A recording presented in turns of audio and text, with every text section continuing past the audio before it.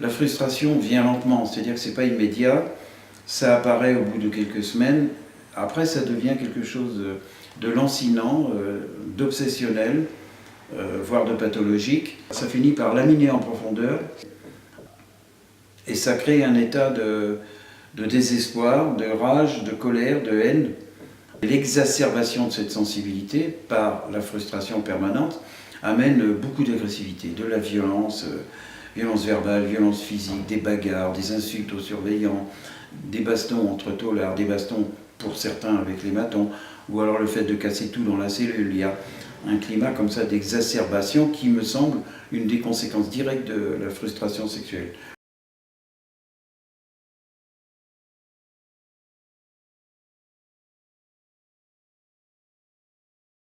C'était une idée obsédante, hein. Ça devenait quelque chose qui rétrécissait le champ intellectuel, psychologique, affectif et émotionnel, et qui fait qu'on devient presque cérébro-spinal, comme disait un débile. Mais c'est vraiment un truc qui est très difficile à gérer parce que ça finit par obnubiler toute une partie de la vie psychique, et il y a tout le temps cette attente, cette recherche, cette obsession.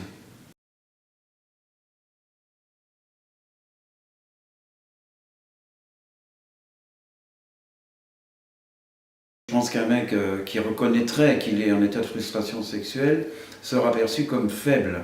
Alors très vite, avec l'idéologie dominante de la tôle, ça veut dire t'es un PD, quoi, t'es pas un mec, donc on va peut-être profiter de toi parce que t'es un maillon faible.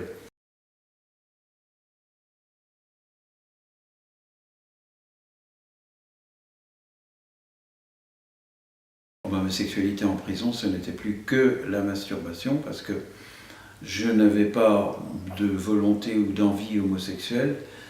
Et comme il n'y avait pas de possibilité d'avoir des relations avec des femmes, donc la seule solution, c'était la masturbation. C'était sur un fond de frustration, d'angoisse, de désespoir, de peur d'être surpris aussi par le surveillant, parce que si on se fait prendre, on ne sait pas s'il va gueuler, taper dans la porte ou rester comme un voyeur hypocrite. Donc c'était dans un climat de parano.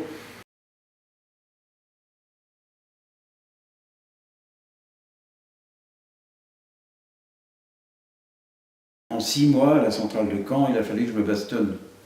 Et il a fallu vraiment que je mette les mecs en l'air, hein, parce que c'était des agressions, dans lui de me tâter, j'avais un beau cul, donc le petit Jaco, on peut se le faire, il est mignon.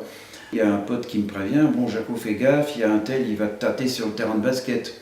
Le mec, il m'a effectivement mis un coup très violent pour que j'ai peur de lui, et quand ensuite ils me disent tu me files ton cul, j'ai tellement peur de lui que je me soumette. Il fallait que je sois très violent pour arrêter ce qui aurait fait que j'avais l'étiquette d'un faible dont on pouvait profiter.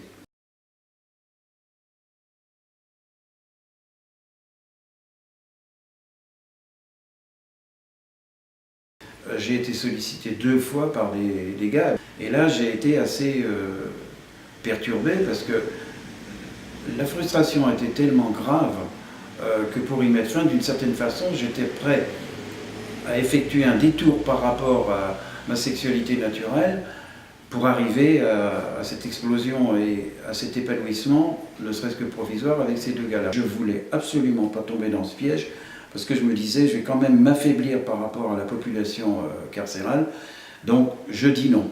Voilà, et ça a été assez problématique, parce que je restais livré à moi-même et renvoyé à moi-même.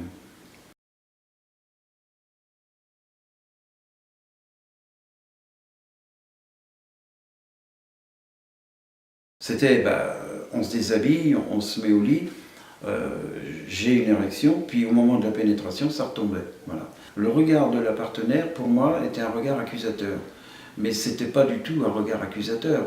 C'est moi qui projetais ma honte, ma culpabilité, mon angoisse sur son regard, et qui, au lieu de voir l'amour et le désir chez elle, projetait mon sentiment d'inquiétude, de doute ou de culpabilité.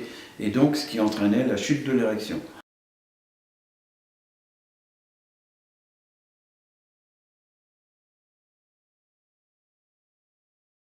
J'avais des érections très fréquentes, pas seulement la nuit.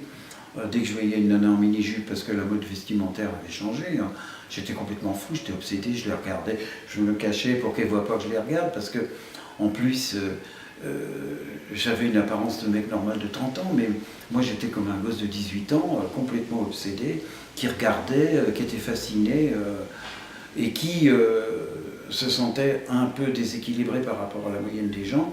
J'étais gêné et mal à l'aise parce que je considérais que j'étais regardé comme coupable, comme un salaud, comme un agresseur sexuel potentiel, comme quelqu'un de pas normal, dont il faut se méfier, dont les femmes peuvent crier ras le viol, qu'est-ce que c'est que ce type d'individu, c'est un satyre. Enfin moi je ressentais une pression sociale effroyable et donc j'étais très mal à l'aise.